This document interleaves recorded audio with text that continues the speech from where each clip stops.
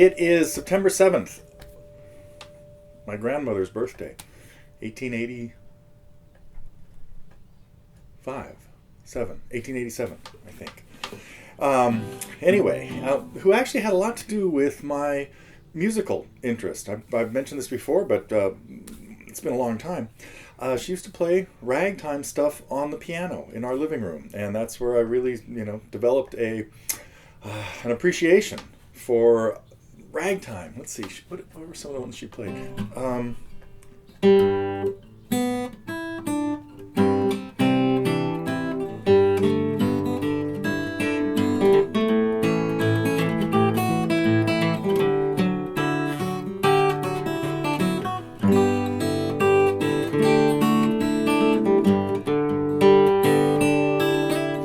Can't remember that one, but just watching her hands on the piano really inspired me to learn to do that kind of stuff on the guitar. Played some songs from the 20s. Anyway, that was my Irish grandmother, Lucy Kiernan. Let's see, what did I want to talk about today? Some interesting songs. We had, did you guys see? We went to F.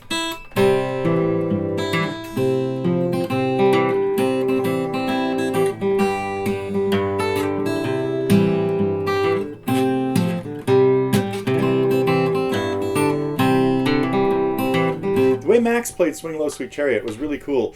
It reminded me of that heavy, oh my gosh, I'm not going to think of the guy's name. The Caribbean guy that influenced John Renbourn. Oh, it's going to come, somebody out there remind me who I'm thinking of. Okay, well anyway. But the way Max was playing that with really heavy bass, very cool. So we had a couple of really neat instrumentals this week.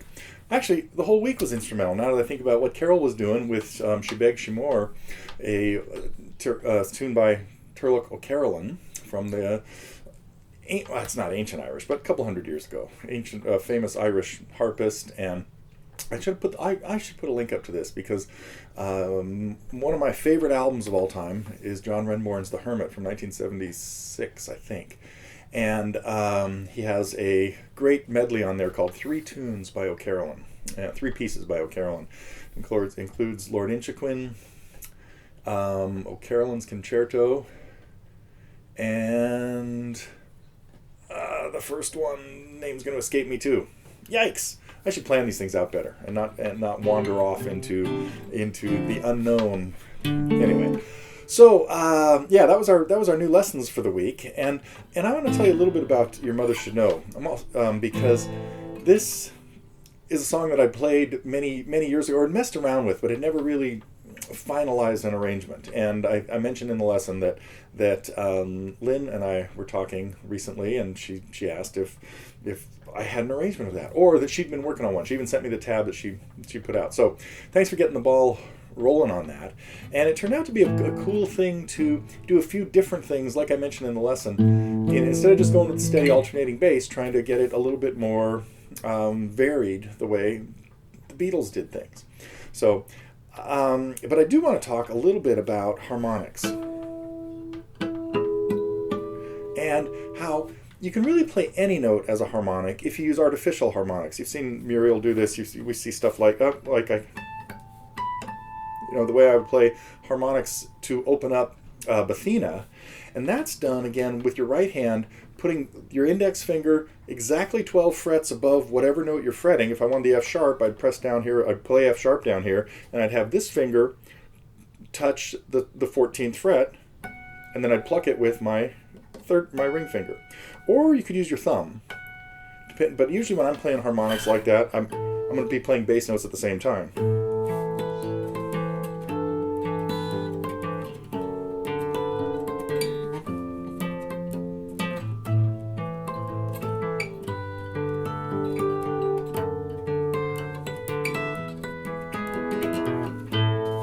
Would be, I don't know if I put that in the lesson on While My Guitar Gently Weeps.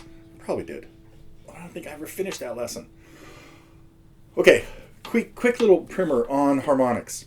You can get them at a lot of different places, way more than you think. The 12th fret cuts it in half. Cuts the string in half, 2 equal parts, gives you an octave above whatever, doubles the frequency. Go to the 7th fret, it triples the frequency, which gives you an octave and a fifth. In this case, that gives us a B, which means it's the B that's an octave above the B at the fret. So that's pretty convenient. The notes at the 12th fret are the same as the harmonics at the 12th fret, and the harmonics at the 7th are an octave above those notes. Now the 5th cuts it into 4 parts, which quadruples the frequency, produces 2 octaves. Now what that really did was added another 4th on top of the 5th that we had just had. So the first partial is an octave, the next one is a 5th, the next one's a 4th. Well, a 5th and a 4th, getting off the screen here, add up to an octave. So at the 5th fret, we have each time we get a smaller interval, octave, 5th, 4th, guess what? We cut it into 5 equal parts at the 4th fret, and we get a third. That gives us the third of the chord E. So at the 4th fret, we have the G sharp that would be up here. Now, I'll keep going in just a second, but I want to point out that when we cut it into anything more than 2, we have multiple nodes, stopped points. So at the 7th fret, there's also a node at the 19th fret, the same harmonic. And the 5th fret cuts it into 4 parts, which means the same one is available about there. Oh, I lucked out. Well, the 4th fret cuts it into 5 parts, which means there are 4 nodes. Oh, I found them all. So that was the same harmonic played in 4 different spots.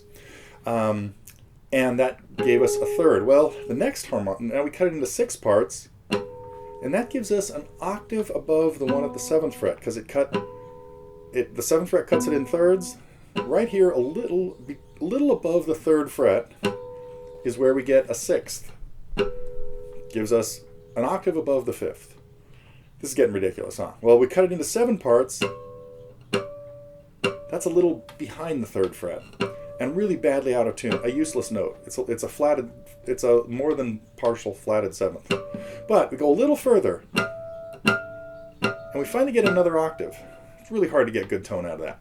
Got to get way back here close to the bridge.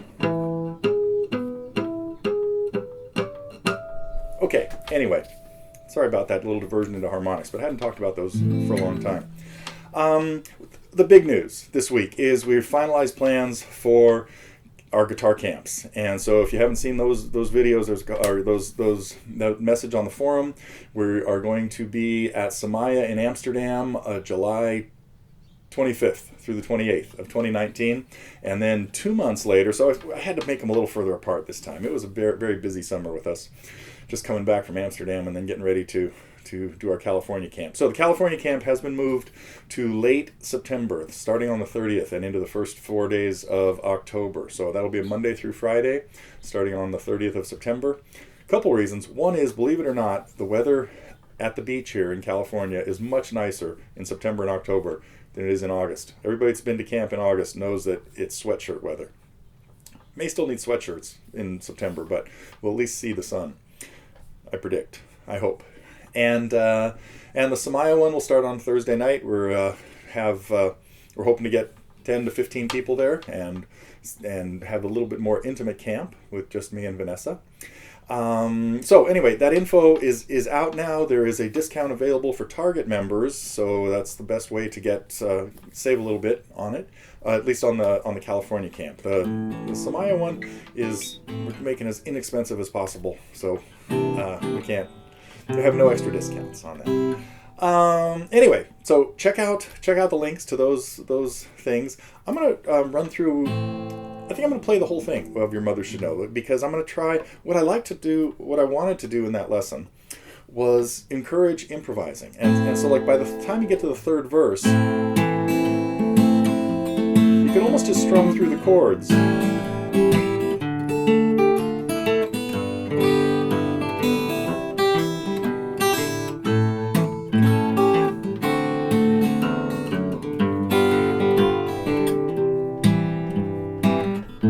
Something like that.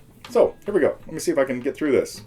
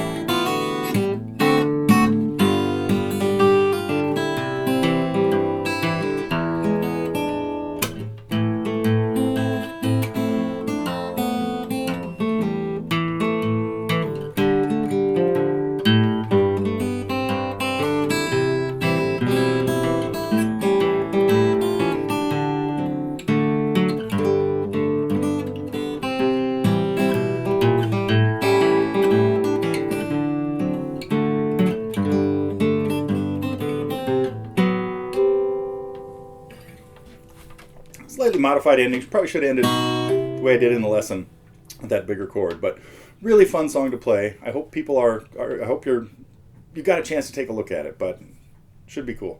Did want to mention one more thing I bring up in the lesson, and that is the various volume of some of the notes. Notice when I got to the A chord, where are we? Not that one. Let me think.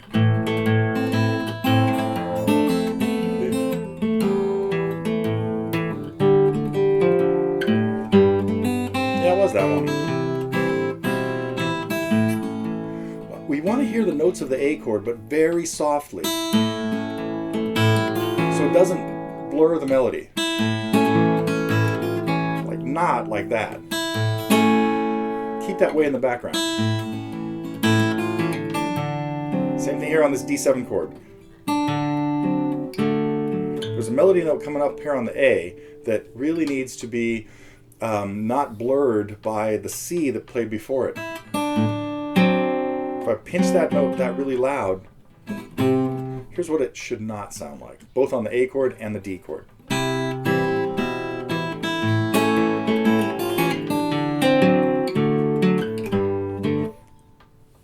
Just a blurry mess. It should sound like this.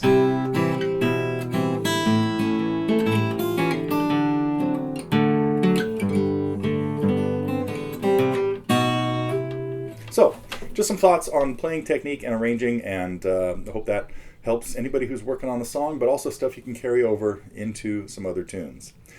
Okay, that is it for the first Friday here in September, and we'll be back next week with more cool stuff, I hope.